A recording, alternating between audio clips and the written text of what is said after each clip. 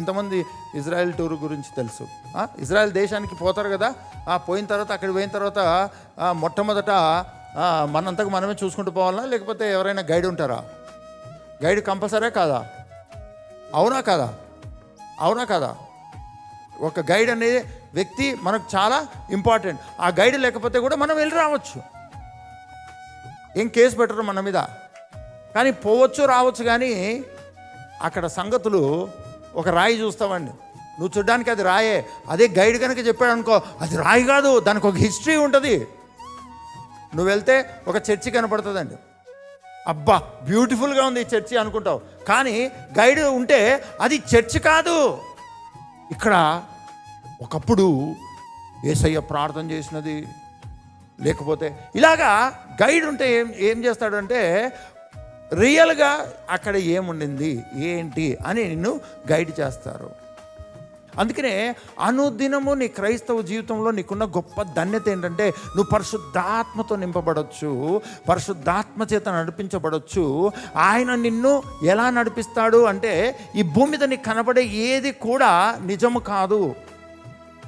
అది వ్యాధి కానీ, రోగము కానీ, ఓటమి కానీ, అవమానం కానీ ఏది నిజము కాదు. నీ జీవితంలో ఇది అనుకుంటున్నావు కానీ జరగట్లేదు, అది కూడా నిజం కాదు.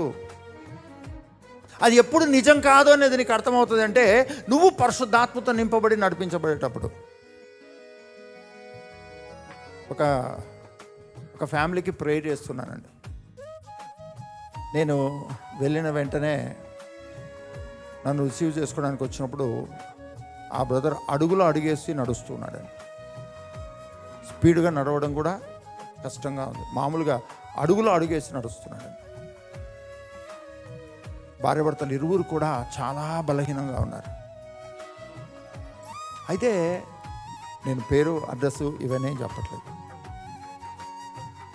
నేను వెళ్ళిన తర్వాత అభిషేకాన్ని విడుదల చేసిన తర్వాత పరిగెత్తి నడవడం ప్రారంభమైంది. వాళ్ళ ఇంట్లోనే పరిగెత్తి నడుస్తూ ఉన్నారండి. ఒక క్షణంలోనే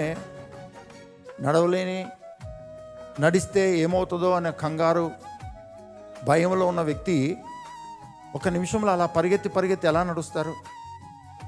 అంతవరకు చూసిన నొప్పులు, అంతవరకు చూసిన బలహీనతలు, ఆయాసాలు అన్నీ పోయి ఇంట్లో పరిగెత్తి నడుస్తే మరి అంతకంటే ముందు నడవలేని స్థితి నిజమా, లేకపోతే ఇప్పుడు పరిగెత్తే స్థితి నిజమా? ఎందుకు నువ్వు పరిశుద్ధాత్మతో అనుదినము నింపబడి నడిపించబడాలి అంటే నువ్వు ఎన్నో విషయాలు నిజమని నమ్మి జీవిస్తున్నావు.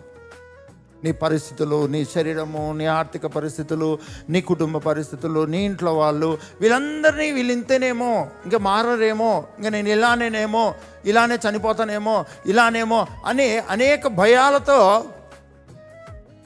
కుటుంబ జీవితాలు ముందుకెళ్తూ ఉంటాయి. కానీ ఎందుకు నీవు పరిశుద్ధాత్మతో నింపబడడానికి కనిపెట్టుకోవాలి అంటే, అలా నువ్వు నింపబడినప్పుడు ఇంతవరకు నువ్వు చూసినది అబద్ధమైపోతుంది కనుక, నువ్వు భయపడినది మాయమైపోతుంది కనుక, నిన్ను కృంగదీసినది మాయమైపోతుంది కనుక. గట్టిగా హల్లెలూయా చెప్దామండి.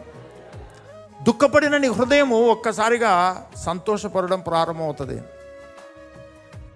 ఆ సంతోషం కాస్త నువ్వు కిందపడి దొల్లి నవ్వేంత స్థితిలోకి ఆ సంతోషం తీసుకొని వస్తుంది.